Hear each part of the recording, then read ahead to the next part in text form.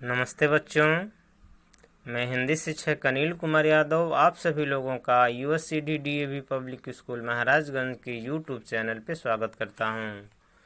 बच्चों, आज हम लोग कक्षा 4 में भाषा माधुरी के अंतर्गत अध्याय संख्या 4 जिसका शीर्षक है मित्रता, उस बहुत ही मनोरंजक कहानी को, बहुत ही सीख प्रदान करने वाली कहानी को पढ़ेंगे, जिसमें हमें ये बताया गया है कि हमें कभी भी मित्रता अच्छे लोगों से ही करनी चाहिए, अन्यथा उसका हमें खमियाजा भुगतना ही पड़ता है। यदि हम किसी धूर्त प्राणी से, धूर्त इंसान से मित्रता कर लेंगे, किसी चालाक इंसान से मित्रता कर लेंगे, तो वह इंसान हमेशा हमारे साथ धोखा ही करेगा। वह जीव, वह प्राणी हमेशा ही मेरे साथ धोखा ही करेगा। इसलिए मित्रता करते समय हमें ये परख लेना चाहिए कि कौन सा जीव, कौन सा इंसान हमारे मित्रता करने के योग्य है और कौन सा हमारे मित्रता करने के योग्य नहीं है। यह कहानी भी हमें उसी मित्रता कि सच्चे मित्र की परख जो है सिखाती है कि हमें कैसे प्राणी या इंसान से मित्रता करनी चाहिए।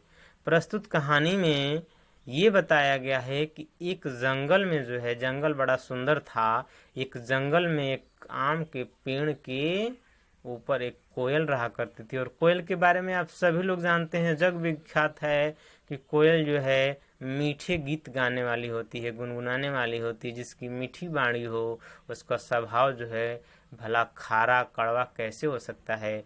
कोयल जो थी बड़ी ही मृदुभाषिणी थी, और उसकी मित्रता जो है एक हिरन के बच्चे से हो जाती है। हिरन का बच्चा बड़ा सुंदर होता है, बड़ा सलोना होता है। आइए हम लोग कहानी भी देखते चले। कहानी पहले पंक्ति में दिया गया है, सुंदर वन में आम का एक पुराना पेड़ था। सुंदर वन है, सुंदर वन का नाम है, उसमें आम का एक बहुत ही पुराना पेड़ था। उस पेड़ पर सलोनी कोयल का एक घोंसला था। सलोनी मतलब सुंदरी कोयल, या कोयल का नाम भी आप रख सकते हैं। सलोनी का मतलब वास्तविक अर्थ सुंदरी होता है, लेकिन यहाँ पे सुंदरी कोई ये नायिका तो है नहीं। तो सलोनी जो कोयल है, सलोनी कोयल का नाम है, उस कोयल का एक घोंसला था। जब आम के पेड़ पर फल लगते, जब आम के पेड़ पर फल लगते तो सलोनी मीठे स्वर में गाती थी। सलोनी मीठे स्वर में गाती, मीठे स्वरों में गीत गुनगुनाती थी। आमों की सुगंध, आमों की सुगंध, सुगंध का मतलब मैंने आपको बताया था, सुगंध का मतलब होता है अच्छी गंध, अच्छी खुशबू होता है, ठीक है ना, या खुशबू होता है।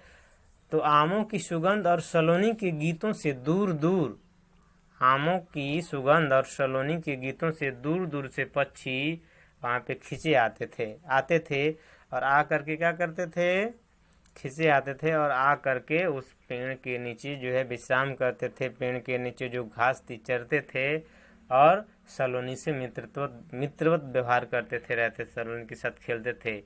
ये सभी पक्षियों के साथ सलोनी की मित्रता थी। जो भी पशु पक्षी वहाँ पे आते थे उन सब से सलोनी की मित्रता थी। सलोनी कौन है? तो ये कोयल है। सलोनी कौन है? कोयल है। ये क्या आपको दिखाई दे रहा है? ये हिरण दिखाई दे रहा है। और देखिए ये एक प्राणी दिखाई दे रही जो छिपी है। तो जो छिपा है मतलब वो धूर्त है, आपके साथ जो है वह क्या करना चाहता है, विश्वासघात करना चाहता है। ठीक है, इस कहानी को ये भी देख लीजिए। सभी पक्षियों के साथ सलोनी की मित्रता थी। आम के पेड़ के आस पास हरी घास और झाड़ियाँ थीं। आम के पेड़ के आसपास, आम के पेड़ के आसपास हरी घास और झाड़ियाँ थीं। एक हिरन वहाँ घास चरने आता था। अब जो हिरन घास चरने आएगा उससे सलोनी की मित्रता तो हो ही जाएगी। और उस हिरन का नाम क्या था? उस हिरन का नाम था हीरक। क्या नाम था? हीरक। यही हिरण है, यही हिरण है जिसका नाम हीरक है। सलोनी उसे मीठे मीठे आम देती। हीरक हिरन भी उसे अपने पीठ पर बिठाकर सुंदर वन में खूब घुमाता। किसको? तो कोयल को। एक बूढ़ी लोमड़ी एक बूढ़ी लोमड़ी भी वहां आती थी। एक दिन लोमड़ी ने घास चरते हुए हीरक हिरन को देखा। हिरन को देखते ही उसके मुंह में पानी आ गया कि वाह क्या बात है, यदि ये हिरन मुझे मिल जाता तो मैं कितना प्रेम से क्या करती, इस हिरन को खाती। देखिए यही धूर्त चालाक जो है दगाबाज लोमड़ी है जो छिप के देख रही है कि कैसे यह हिरन मिल जाता और मैं इसका आहार बना डालती, इसको खा जाती।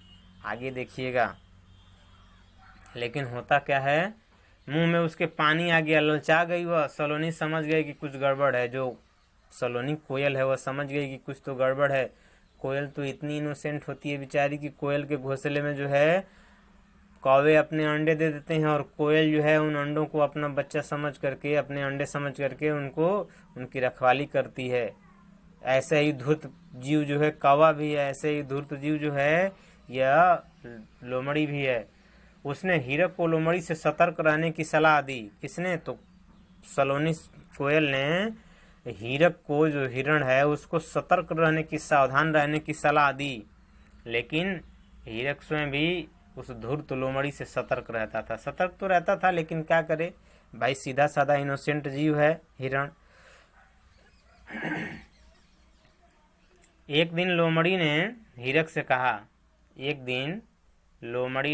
कहा, मुझे हरी घास के मैदान का पता है, मैं वहाँ जाती हूँ। एक फील्ड ऐसा है जहाँ पे हरी हरी घासें ज़्यादा हैं। अब हिरण को तो हरी घासों से बड़ा लगा होता है, उसे कोई बता देगा तो मानेगा नहीं, जाएगा ही जाएगा। तुम मेरे साथ चलो। नहीं नहीं, हीरक ने घबराते हुए कहा, मुझसे डरते हो क्या? मैं बूढ़ी हो गई हूँ। तब लोमड़ी ने कहा कि मैं बूढ़ी हो गई हूँ, मुझसे डरने की कोई ज़रूरत नहीं है। मेरे दांत मांस नहीं चबा सकते, जो मेरे दांत हैं वह कमज़ोर हो गए हैं, वह मांस नहीं चबा सकते, इसलिए हरी घास ही खाती हूँ।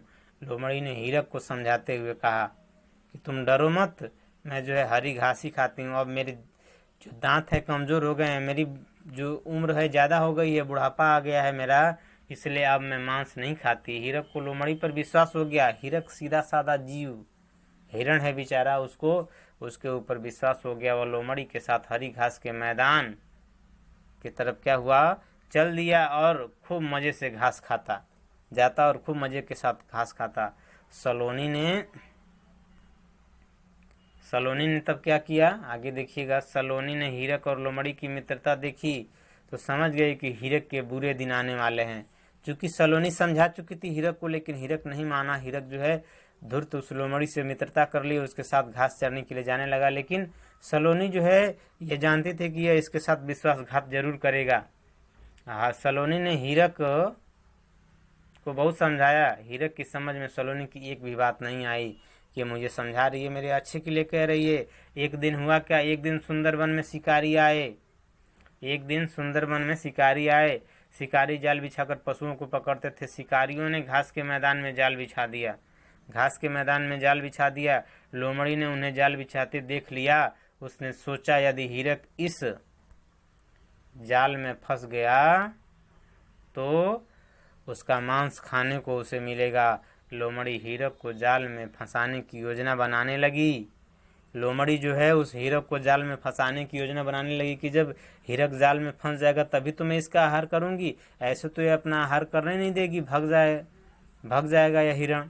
तो अब उसने किया क्या, अब उसे बहला फुसला कर लोमड़ी आम के पेड़ के पास गई और हीरक को बहला फुसला कर वहां ले आई जहां जाल बिछा हुआ था। वहां पहुंचते ही हीरक जाल में फंस गया। उसे लोमड़ी की मित्रता पर भरोसा था। उसने